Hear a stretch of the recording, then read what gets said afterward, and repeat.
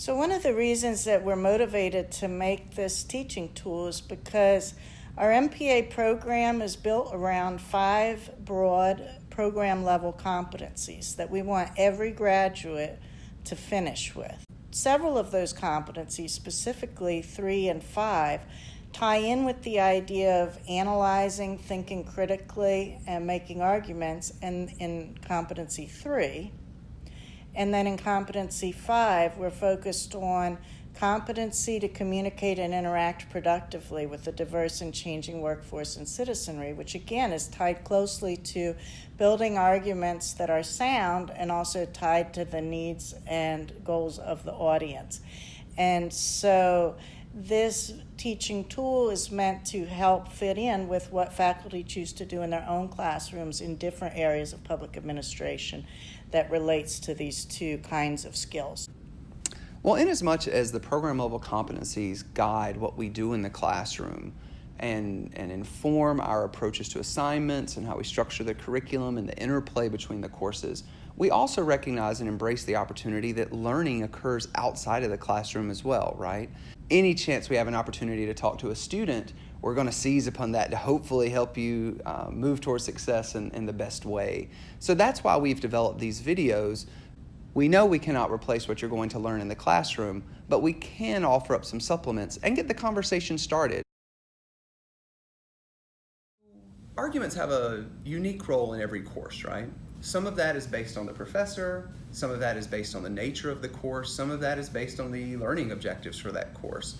So Dr. Streams and I represent kind of slightly different orientations to public administration, right? Both in terms of what we study, what we teach within the curriculum. So I think that's why we thought it was best for us to be involved here. So maybe you can talk a little bit about the role of arguments in your class. Certainly. So I guess I teach courses that tend to be on the extremely pragmatic side of the spectrum to some extent. So teaching a course like public policy analysis or public budgeting and finance, I'm exposing students to new theoretical concepts, but also a lot of just concrete, pragmatic information. So I work with students on how argument differs when you're in an advocacy type of a setting in policy versus when you're in a strictly nonpartisan, non-advocacy role in more of a public administration policy-related role as well.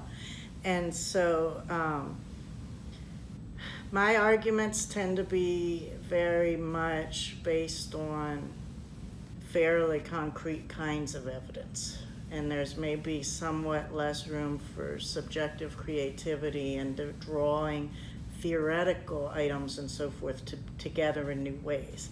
Not that that isn't important, but that's why we have a variety of coursework across the spectrum. What makes this a good pairing here is I generally teach courses that do allow for a little more of that exploration, right? Or exploration in a different way.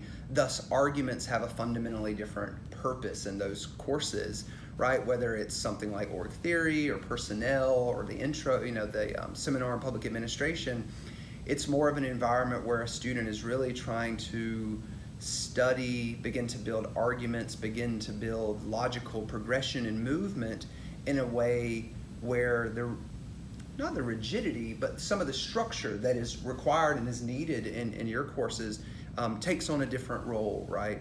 So I think that's what kind of the benefit of us structuring this video as we have and us collaborating on this begins to bring to fore the value of understanding there's different approaches to argument construction, and that sometimes you have to figure out what works best for you as well as what works best for the environment you're operating inside of. So whether you're in a professional setting, in a classroom, whatever, there's always this question of why do arguments matter, right? Which can be easily taken for granted in the sense of, kind of the role of them, the purpose, which we've talked about a little as it varies between our classes, as it varies between the classroom and the professional environment, right? So, Dr. Streams, why do you think arguments matter? I think that what we don't realize is that frequently in everyday life, we're constantly constructing arguments. We don't think of it because we might think of argument as being some formalized activity that takes place in a debate setting or something, or persuasive speech type setting like in high school. But actually, every time we make an assertion, we are setting up an argument. The extent to which we have to back up that assertion depends on the context. So we get in a habit of, I think, creating a lot of half arguments in everyday life and not realizing necessarily that in other kinds of settings, in professional life and in policy and in public life, those kind of half arguments may not be enough to achieve our objectives. Because generally when we are operating inside of an organization, an agency or a nonprofit, trying to make a convincing argument about something, or when we're working in public life or in policy advocacy, we don't have the luxury of only talking to people that already agree with us. And so learning how to take a step back and create really soundly reasoned arguments using the kinds of evidence that will potentially convince an audience that doesn't already agree with us is, I think, one of the values of having some formal education in this, that the MPA can bring to it, especially when we consider that in everyday life, we're typically making oral arguments such as they are, and we're easily able to fix up the argument as we go and fill in the gaps and so forth, adjust, refit ourselves. And so much of professional life is expressed through writing, and you don't necessarily have the opportunity to fix up or buttress your claims sufficiently once that piece of writing has gone out into the organization, once that piece of writing has gone out into the world. It's not just the creation of arguments, right? It's the encounter with arguments out there in the world, right?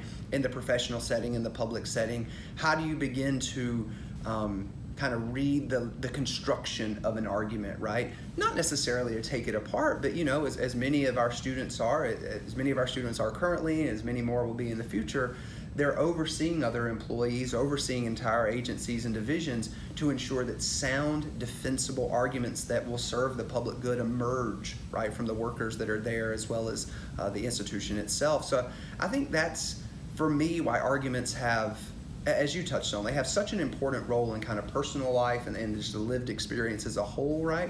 As we make sense of the dizzying array of things we encounter in life. But they have a particularly important role when it comes to public service work, right, or nonprofit sector work, because the weight that falls upon that decision, the weight that falls on top of that argument, the responsibility that comes with someone who's constructing an argument, I would say outpaces any other sector in terms of your impact you're going to have on the world. So yeah, I'd really like to follow up on that, because I think you've hit the nail on the head. The obligations and responsibilities in public sector argument and also nonprofit sector argument both are higher. The expectations are higher in terms of transparency, which goes to how clear we are about what evidence we're using to arrive at different claims, and also really the ethical expectations of us are very, very high. And the core values of our MPA program, I think, really do go to that with ethics, efficiency, and effectiveness, and diversity, in the sense that we can make an effective argument, but it needs also to be an ethical argument and ethically grounded. And so I hope that as students go through our program, they really build that in and really internalize that and then bring that out. Yeah. And I think that's one of the things we hope, or you may talk about in class tonight as you follow up on this video, or when next you meet, is part of it comes back to you, right? Is honoring the work you've done. We see students, I think we all take pride in different ways in identifying that student who's done a lot of really good work accumulating data, who's done a lot of really good work kind of thinking through and analyzing their position, be it in one of your classes or one of my classes or one of our great colleagues' classes. And it's that last little piece, right? It's that last, how do you make all the different pieces, the evidence, the claim, the data work together, right, in a holistic manner. And I think in the end, good argument construction is about honoring the hard work you've done. So there's multiple approaches to developing strong arguments and constructing arguments. But the one I'd like to talk about today, I first encountered when I was an MPA student, and it was developed by Stephen Tolman in the 1950s. He was interested in how we construct arguments in everyday life across different fields. So it's really appropriate, I think, for our students to learn for professional purposes. So I'm going to go through the fundamental structure, the basics of Tolman's perception or framework for how we construct arguments. So here we have two people talking, and I'm using an example from his book. The first person makes a claim. The claim is Harry is a British subject. The second person challenges the claim. Oh yeah, how do you know that? They're not accepting the claim on face value, i.e. they don't accept that it is self-evident. The argument constructor then replies with, he's from Bermuda. This is evidence to support the claim that he originally made. The other speaker says, what's that got to do with it? She may be challenging that that piece of evidence does not connect directly to the claim. The original speaker says, Bermuda is a British overseas territory, so its citizens are British subjects. That last piece is the justification for why that piece of evidence, he's from Bermuda, is support for the claim Harry is a British subject. And the other person involved in the conversation says, well, okay then. Basically, they're accepting the claim based on the evidence with the further support of the warrant that connects the evidence to the claim. So again, the basic elements, and the framework gets more complicated than this, but this is just an overview to help you start to think about constructing arguments, is first the assertion of a claim, the presentation of evidence or data to support that claim, and a warrant, which is the justification for why the data or evidence support the claim that is made. And the person you're interacting with, your reader or person in the audience for an oral presentation, etc., or just a conversational partner, interacts by asking for data, requesting the warrant, and so forth. Now, I like to think of claims, warrants, and data or evidence as being pieces of a pyramid. The claim is the top of the pyramid, or the tip of the iceberg, if you want to think about it that way. The data have to be the supporting piece for the claim.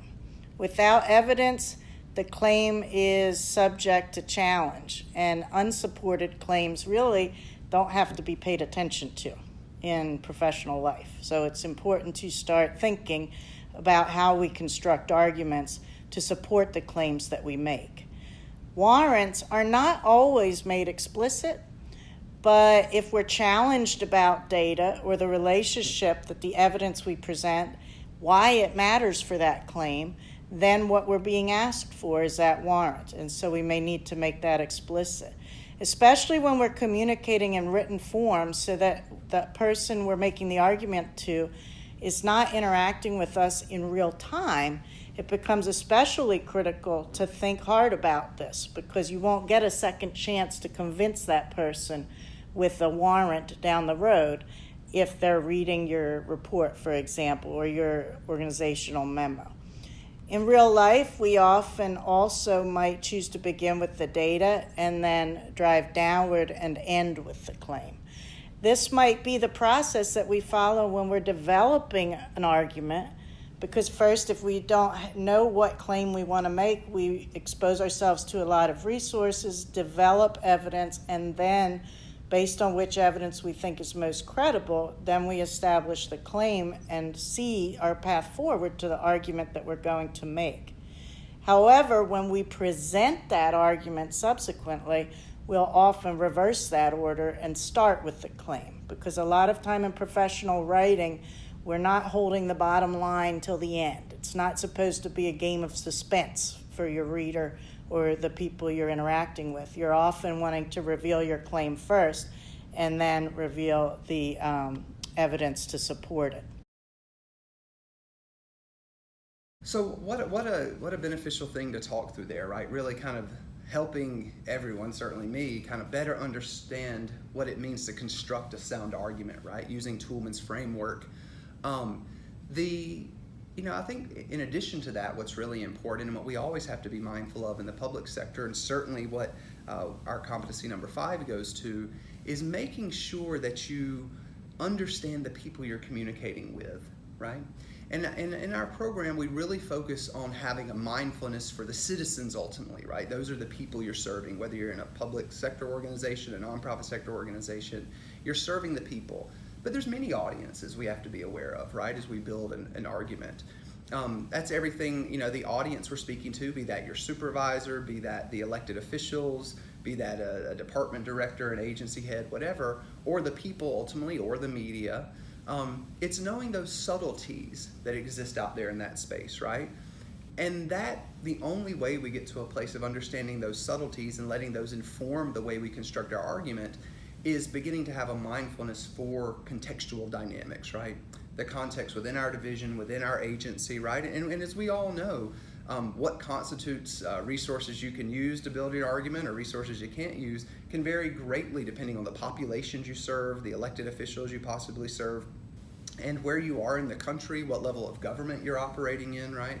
So that's, in addition to that very strong, very beneficial Toulmin framework that has been talked through by Dr. Streams, we also want to have that mindfulness for context, for audience, and ultimately we believe it's so strong here in our department, that's why we build it in as competency number 5, making sure that our students don't just have the ability to construct good arguments, they then know how to communicate them out there into the world, right?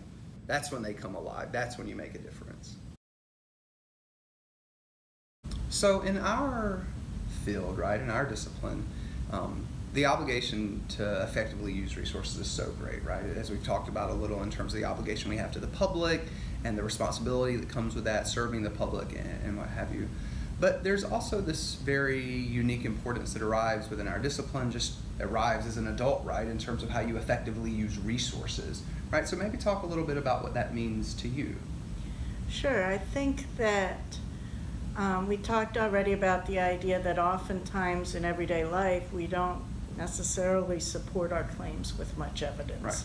We interact with people who take us at face value, and sometimes we're rehashing the same sorts of conversations and arguments we often have, and so it's sort of understood what the backing is for them.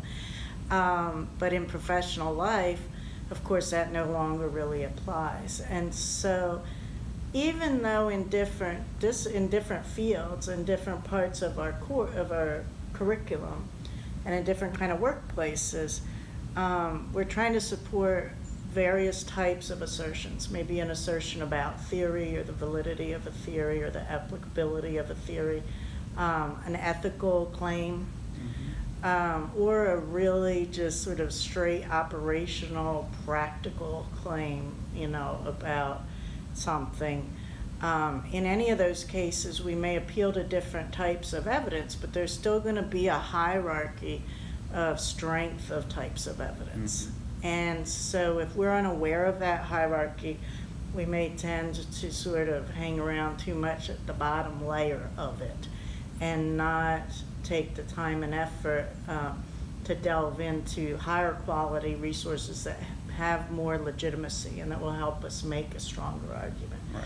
And so I think even in different kinds of classes, doing different kinds of assignments and different types of workplace tasks, that still comes into play. The first thing we find might not be the right thing. Right. The 10th thing we find might not be the right thing. And so we have to start to be selective and think critically about that, not just about our actual claims as well. And so I think that's a commonality and an importance. I also think that even when we're not in a situation where we're going to be the final recommender or the final decision maker, especially at points earlier in our career, we need to be savvy of what kind of resources to use to make the mini claims that go into any kind of document, even a document or a talk that's just meant to inform somebody else who will then develop alternatives for action, or somebody else who will make a decision. We need to be very intentional in how we choose the evidence so that the informational input that we produce, the informational assertions that we make a sound footing even for somebody else's decisions. Definitely. And I think that's one of the things I know early in my career as a teacher, and something I really like about our program is we don't turn resource usage, resource selection into this artificial exercise, right? Because it very easily can be that, right? And it's sometimes quite apparent when it is that for people, either as students or researchers, right? Is this kind of after the fact thing, right? Is what I think we are trying to convey, and why we both think this is so important, is so often someone will punch through your argument and say, okay, what resources have you used, right? Okay, well, based on what, right? Is it just some anecdote, right? Did you just do a keyword search and find some arguments, some other articles that support you without really critically engaging them, right? So I think that's why resource usage, for us, we don't want it to just be an academic exercise, right? Yeah, for some of our students, they'll go on and explore that. But when you're at the master's level, like all of you are, then you need to know what's the functional value of effective resource usage, right? Kind of how to use it to frame your position, which we'll talk about a little later in the video. But more importantly, just what constitutes that professional, engaged use of a resource to make your argument stronger and to ultimately just produce better work for your agency, department, or government, right? Or for the people you serve.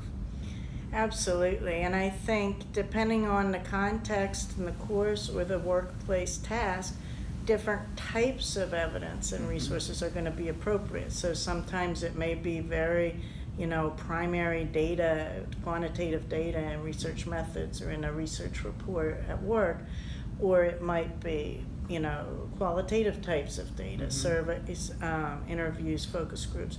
Other times we're using other people's findings and other people's ideas rather than generating or collecting our own new data, observational data. But in any of those cases, the issue of quality is still paramount. And you can have a sound claim and sort of blow your argument and fail to serve the public by choosing weak evidence when better evidence is out there. And you may only get one chance because, especially when you're doing written work, once it's out there, it's out there.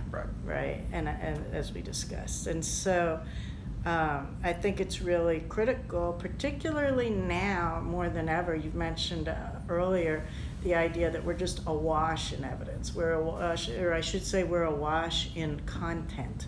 Content doesn't constitute evidence. And 30 years ago, 40 years ago, you could almost evaluate you could make a rough cut at the quality of evidence based on how nicely produced is it, right? Is it bound in a hardcover book that, from a reputable press, or is like somebody's typewritten thing you sent away $2 for, and they sent this thing to you. Nowadays, because of, computers and desktop publishing and the internet, everything looks good. Everything looks credible. And so it's more important than ever to delve into and really know not just your resource, but what is the evidence that your resource drew upon, and make some judgment about that so that you can feel like it'll be appropriate in that context. We've gotten to a point where we've talked about building an argument, and now we're into thinking about how to make resources work for you. Not just why is it important, but what does that mean in practice? So why don't you talk about some of how you conceptualize that, Dr. Campbell? Certainly. So I think it's really 3 steps, right, which we'll talk through. And the first is, what are others saying about this topic, right? That's the place where you kind of want to begin, right? Wherever you are, kind of what has been said about this topic. And we get a lot from that, right? As we begin to explore how others have used an idea, how they've studied a concept, how they've developed a program, right? Whether it's and as an aside, right, we don't want to get too caught up, especially in our discipline, with everything must come from a journal, right? In our profession, of course, that kind of holds a certain kind of currency or value. But in kind of the world of public administration, just the world in general, right, sometimes journals don't matter that much, right? right? It's how do we engage the world and extract some data from it and then turn it into something, right?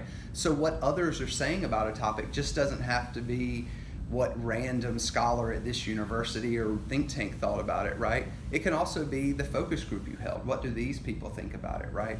So the value of seeing how others, what others have said about a topic is it sometimes can give us tips on how maybe we can study it.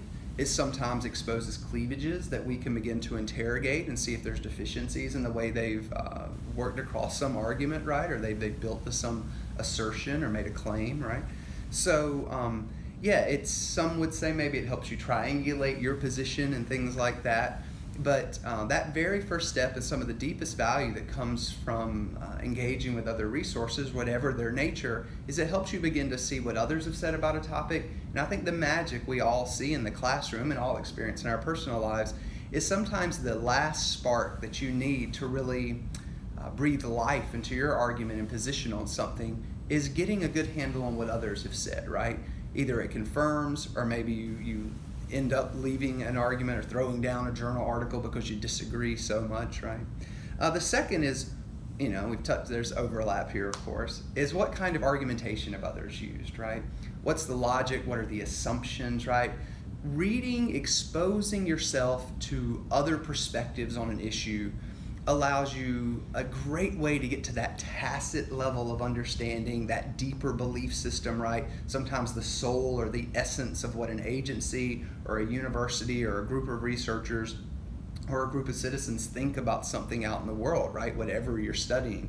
My research and my classes tend to deal with a little more ethereal things out in the universe, but I think that really cuts across any class, right? Is beginning to understand and get a handle on what is the role of argumentation, what argumentative approaches have been used that are out there, which have been defended, which have been denied or rejected over time, right?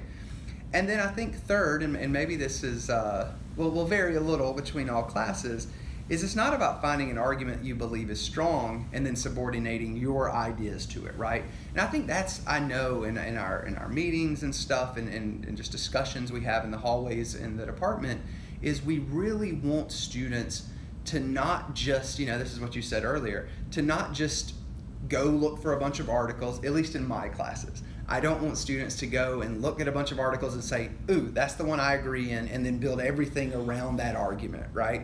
In some classes, that's exactly what you need. In some research tasks, that's 100% what you need to do, right? Maybe not as extreme as I'm characterizing it, but I think for me, and I know we'll both talk about this, is how do you make resources work for you, right? Whatever their nature is. Because in the end, in my classes, and I think in all of our classes in different ways, we want your voice to be dominant, right? And I certainly want that in the sense of make sure you find resources that support or give you places to justify the claim you ultimately want to make, right? Instead of kind of hiding behind another article or something like that. Get yourself out in front and stand on top of the work others have done, as opposed to kind of holding up what you think is a really good article in some fashion. But maybe it works a little different in some of your classes. I think that one of the things I'm looking for is for students to keep something of an open mind when they first start collecting resources and reading over them, because especially we have to guard against confirmation bias, right? So we have to guard against the tendency in all humans to select and pay extra attention to things that already jive with something that we already believe and would like to argue. And so knowing that confirmation bias exists is not generally sufficient to prevent it from operating, but it's still better than not knowing that it exists. And so I'm looking for students to be open to changing the argument they want to make if they realize by reading more credible evidence that, wait, there isn't evidence to support the claim I want to make.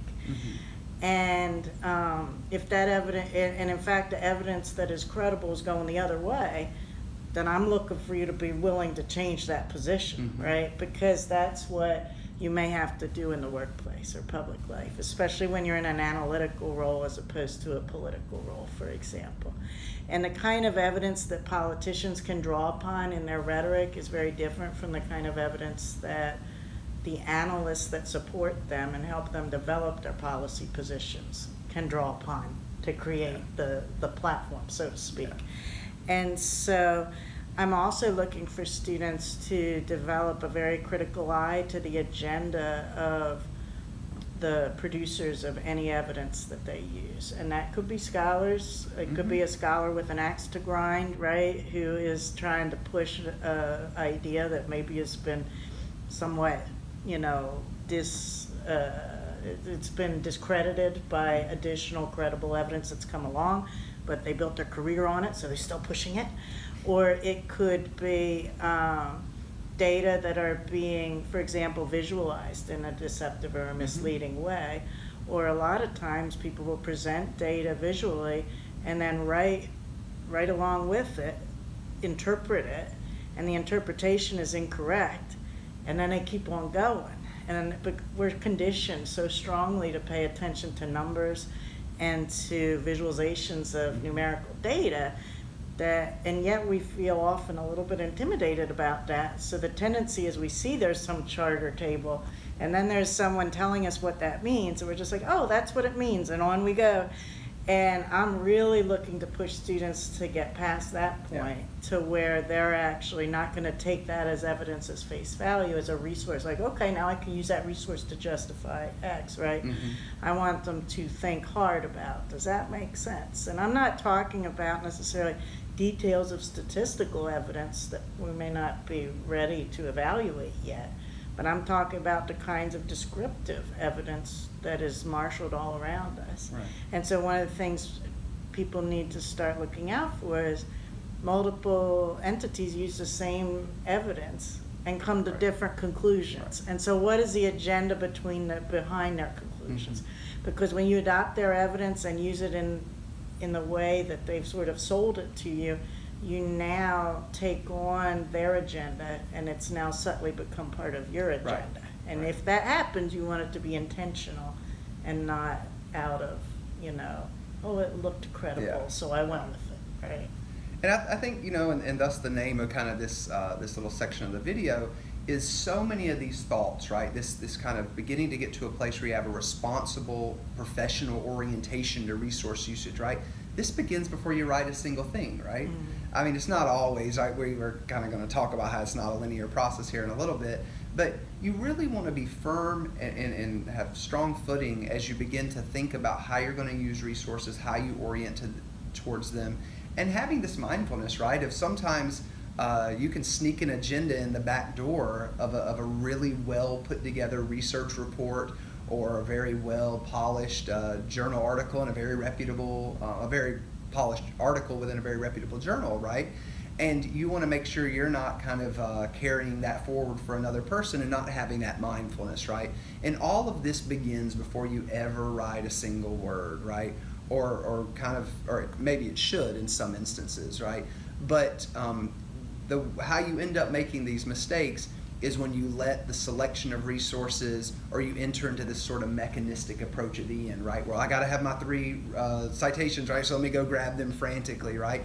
That sometimes will work, sometimes slips past us, and maybe you get a good grade, right? But in a professional setting, and if we really kind of ground so much of this in public service, then you're not honoring yourself and your ideas, nor are you serving the populations that you serve effectively, right? So, but that brings us back to this question of what does it mean to make resources work for you, right? So it's easy to say that, but let's talk a little bit more about what that actually means. So it's one thing to find good resources, it's one thing to know what constitutes a credible resource, it's one thing to be able to interrogate that resource, right, and say, oh, you're trying to sneak an agenda in here.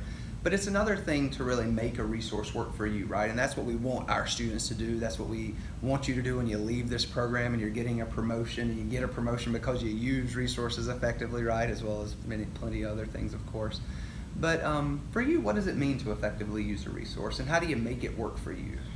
I think one of the most important things I like to emphasize is what I call accuracy and precision.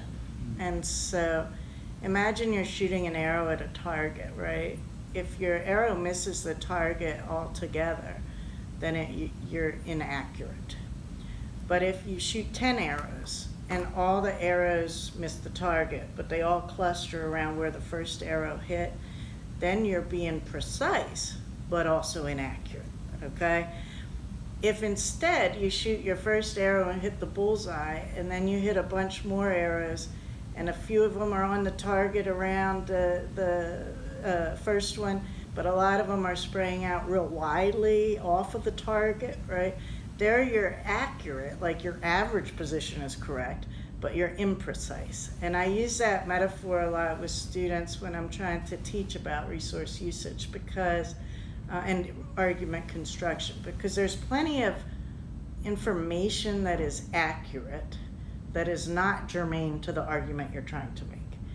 And then there's also information that's inaccurate, okay, but pretends that it's germane to the argument you're trying to make. And it's not enough to be accurate and imprecise or precise and inaccurate. I want to see you have clustered arrows right around the bullseye, because then you're making the strongest argument you possibly can.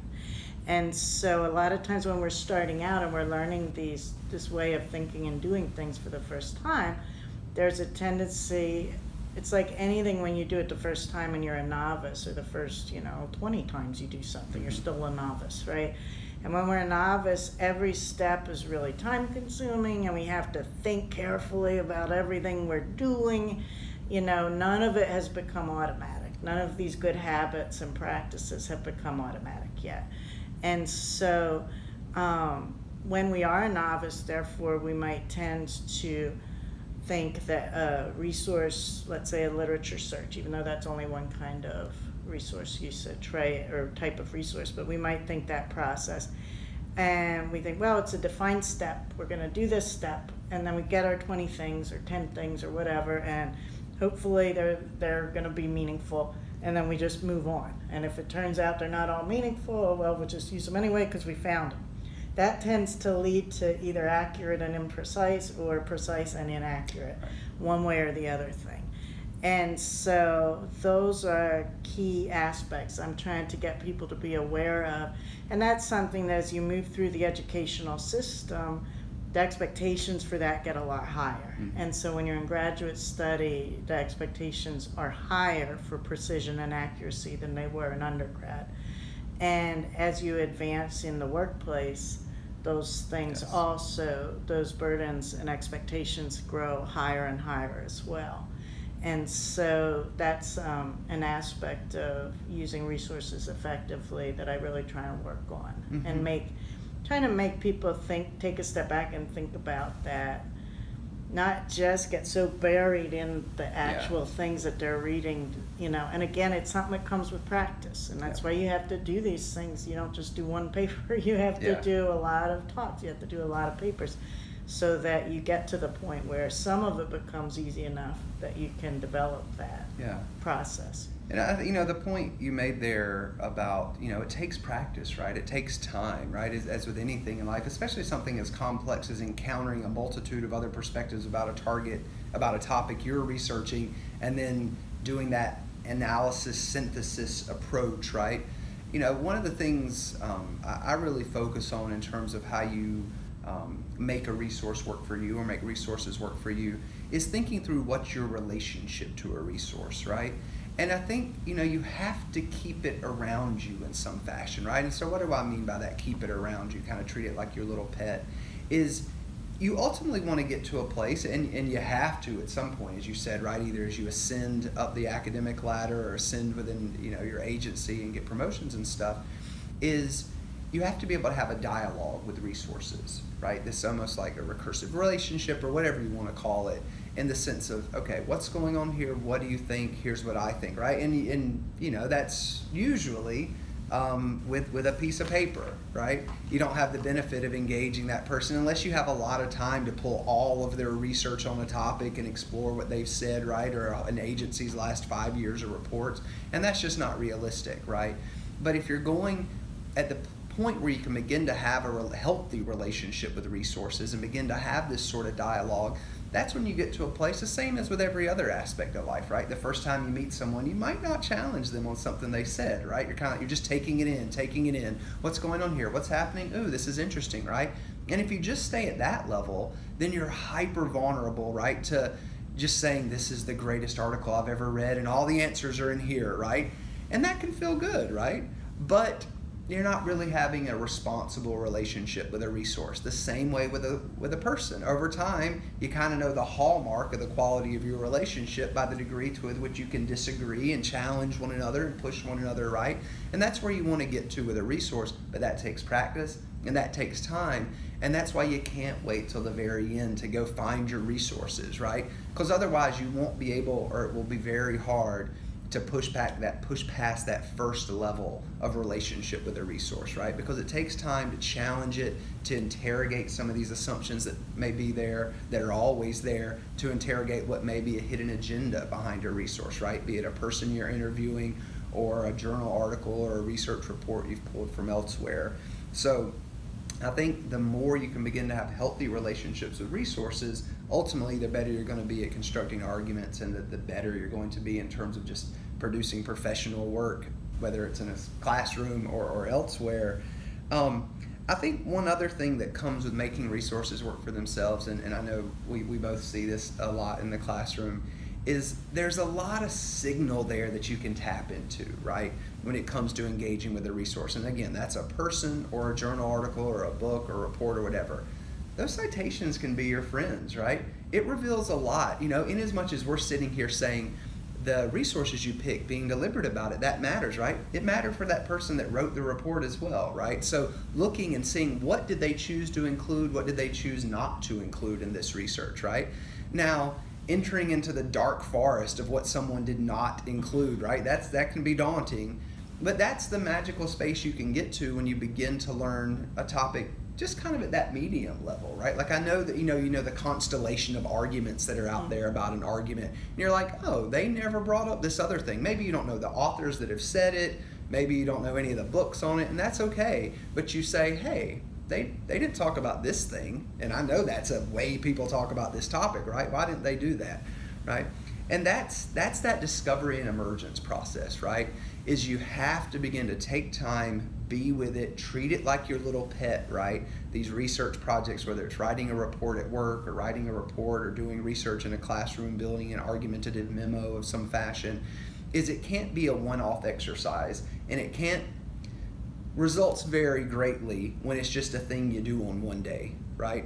And that's why I know why we really encourage students to find, when we can, right, when the class structure allows for it, we encourage students to try to find a topic they care about, or if we assign them a topic, find an aspect within it you care about, right? So then that keeps it more present with you. It is really important to bear in mind that plagiarism is a major issue in creating an argument. Not only is it an ineffective use of your resources, but it weakens the argument you make, because when you use resources, the facts, findings, and ideas of others without giving proper credit, you break the audit trail of evidence that leads to your conclusion. And so your instructors will be talking to you about that issue, and it's something to bear in mind, of course, throughout your studies, but we just didn't want to leave it without making any note on that topic.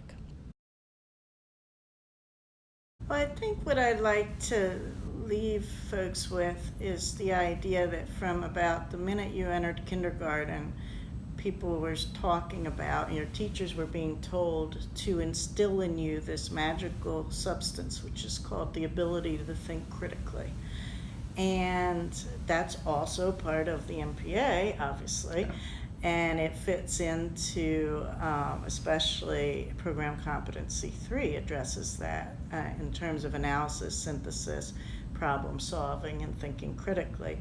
And so it just becomes this like catchphrase that everybody says and everybody acts like this thing is desirable, and I'm not sure we generally think much about like actually what does that mean to think critically. And I just want to point out that what we're talking about today, and how you construct arguments and how you marshal evidence, like little chess pieces to support that argument, that is part of critical thinking. You will not do that process well if you don't develop the power to think critically. And in some sense, that's like those two talking heads in the Toolman section, right? Yeah. Like the one person makes a claim, the other person says, oh yeah, why is that, right? And they say, well, it's because of this, and they give the evidence. And then the other person says, well, what has that got to do with it, right? Yeah. And so one of the things that points out is that sometimes thinking critically doesn't make you popular, because you get to be kind of a pain to interact with, yeah. right? Like Socrates, he was a really annoying guy, if you read the dialogues. But the reality is we have to put that voice in our own heads and critique our own thinking. And the better we get at that, the better we'll be at critiquing others' arguments. And as long as we remain open to and keep our mind open, like, guess what? We might be wrong. Yeah. Okay? That's another piece of critical thinking. It's the opposite of walking into every situation thinking you have the answers already because you believe it, right? Or because you've always believed it, or because somebody told you so, or because it feels good. Critical thinking is the opposite of that. And so that creates tension. That creates tension in your own mind. That makes writing papers a little more stressful. That creates tension when you engage with somebody about something.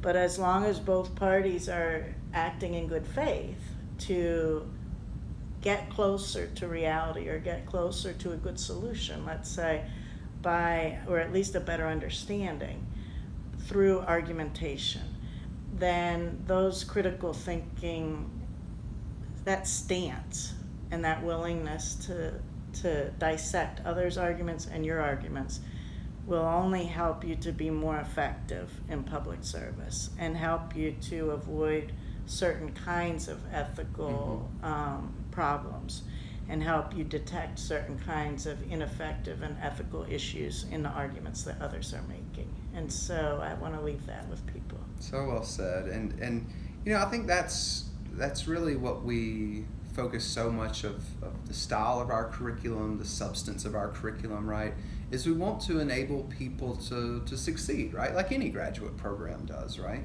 But I think the benefit of developing a video like this, the way we've structured our curriculum, the way we challenge our curriculum to make sure we're getting the most out of it with these competencies we talked about earlier, is we know that there's a few key aspects of work that are a few key elements of doing public service work that will ensure you're successful, right? And two of those, is argument construction and how you effectively use resources, right? So that's the purpose of this video, why you encounter these topics in almost every single class you take in the MPA program, right? And we've talked about a lot today. What we wanted to do is expose you to some of the ideas and some of the approaches and frameworks we think are effective. And also what we've done here is we've revealed ourselves, right? We've shown it's easy to see a window into how we both approach these two things. And we wanted to show that instead of it just being kind of a sheet we gave you in class, because this right here shows that everyone can have different approaches to this. Everyone has a unique approach to this, and there's not one that's better than the other. It's just about being responsible and mindful with the approach you're using, right? There's great frameworks out there. The Toolman framework, it's really kind of hard to argue that doesn't make sense or that it's ineffective, right? But in the end, you're ultimately going to develop your own approach, as we have over time, right? You just want to have that mindfulness and that respect for what are some of the established practices out there, what are some of the agreed upon best practices, if you will, and then never forget about the importance of context and mindfulness, right? We work hard to make sure what you do in our classroom is going to have a degree of correspondence, hopefully a lot of correspondence, to what you're going to do when you go to work the next morning or get that next job or whatever the case may be. But those contexts are always going to necessitate some sort of difference, right? Because they just can't be the same. They shouldn't be the same. But I think where I would end it is we wrestle with this all the time, right? We're always challenging one another, and most importantly, challenging ourselves in terms of what constitutes appropriate argument construction. How do we make our arguments better in written form or oral form? And then how do we use resources, right? And it's an organic thing. It changes over time. So don't hesitate to come and have those discussions with us, right? It can be a nice conversation to talk to someone else and be like, oh wow, you have the exact same struggle. I really struggle with that too, right?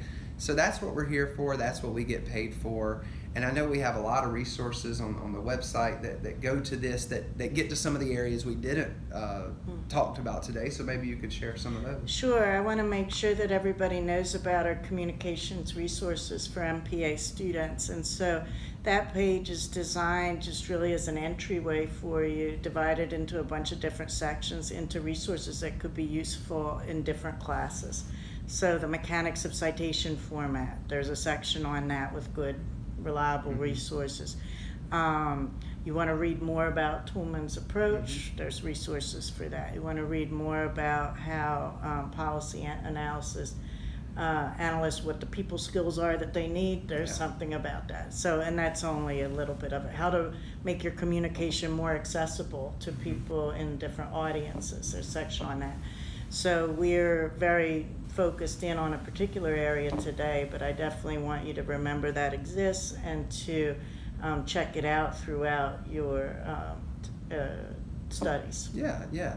But we know this is a supplement to what you're going to be talking about in your next class or some class this semester, or maybe you're just tapping into this because you saw it on the website and you thought, hey, what is that about? But good luck with your studies, good luck with the rest of your course, and please don't hesitate to reach out to us. We know the messiness of doing research, we know the messiness of constructing sound arguments and using resources effectively, but good luck and thank you for choosing this program.